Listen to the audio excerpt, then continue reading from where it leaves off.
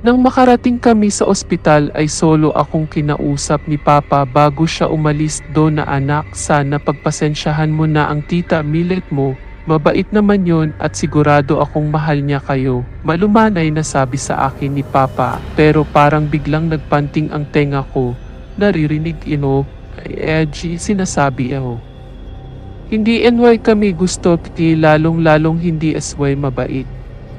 Mamamatay tiyo sila Parang bigla akong natauhan. Kita ko sa mukha ni Papa ang gulat at takot. Kumurap-kurap siya at pinunasan ang mga mata at muling tumitig sa akin. "Anak," iyon lamang ang naging sambit niya. Maski ako ay nagulat sa lumabas sa bibig ko. "Sige na pa, umalis ka na, baka matrapik ka pa." Pagpapaalam ko kay Papa at humalik na ako sa pisngi niya. Kita pa rin ang gulat at pagtataka sa mukha ni Papa. Saan galing ang mga salitang yon? Tanong ko sa sarili ko. Medyo sumakit ang ulo ko ng oras na yon. Pagpasok ko sa kwarto ni Dilian sa ospital ay naabutan kong pinapakain ni Lola si Dilian. "Bless po Lola." At inabot ko ang kamay ni Lola at nagmano, "Kamusta ang baby boy namin?" Malambing kong sabi kay Dilian at humalik sa noo niya. "Where's Adyan?" At Donna, inosenteng tanong ng bunso kong kapatid. May kirot na naman sa puso ko. Bunso, sa ngayon kasi nasa malayo si Ate Jan, kaya hindi muna siya makakadalaw do sa'yo. Pero sabi niya magpagaling ka daw mabuti ha. Pinipigil ko ang maluha sa harap ng kapatid ko. "She's always in my dream." Umiiyak siya, Ate Donna. Napakunot ang noo ko sa sinabi ni Dilian. "Masamang panaginip lang yan, apo." Sabi naman ni Lola, hindi na lang din ako kumibo dahil ayoko mag-isip ng masama. Nang makatulog si Dilian ay kinausap naman ako ni Lola. "Donna, ano ba talagang nangyayari dyan sa bahay nyo? Minamaltrato ba kayo ng chipipay ng papa nyo?" Sabi ni Lola sa akin. Hindi na lang ako nakakibo dahil ayaw kong maging sumbungera. Paglabas ni Dilian, "Doon na muna ako lalagi sa inyo."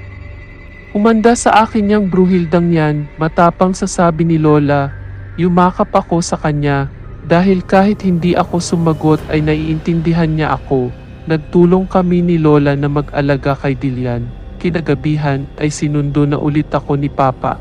Tahimik lang si Papa sa buong biyahe namin. Inisip ko tuloy na ba galit siya sa akin. "Pa," sabi ko, bakit?" Maikli lang niyang tugon. Hindi na lang ulit ako kumibo dahil wala naman talaga akong sasabihin. "Anak, paano mo nasabing mamatay tao sila?" "Sinong sila?" Nagulat ako sa tanong ni Papa. "Sino?" "Kailan ko sinabi yun pa?" Pagtataka kong tanong dahil wala akong maalalang nagsabi ako noon. "Kanina nung kinausap kita sa ospital," sabi niya at tumingin sa akin. Wala akong sinasabing ganun pa. Sino naman ang sasabihan ko noon? Balik kong tanong sa kanya.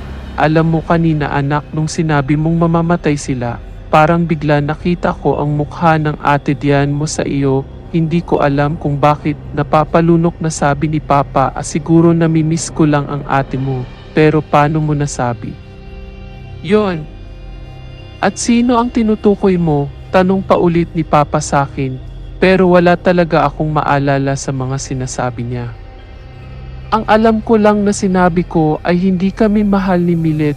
"Papa, wala akong sinabing ganyan. Ang sabi ko lang kanina, hindi kami mahal ni Millet." Hindi na lang kumibo si Papa. Nanahimik na rin ako dahil sumakit na ang ulo ko. Pag-uwi sa bahay ay dumiretso na agad ako sa kwarto ko. Pagbukas ko ng pinto ay kinapak ko ang switch ng ilaw at nang bumukas ang ilaw ay bumulaga sa akin ang sandamakmak na putik.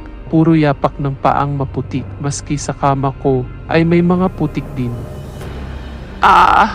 Papa, sigaw ko. Nagmamadaling umakyat si Papa kasunod sila Millet, James at Andrew. "Bakit anak?" Gulat na tanong ni Papa.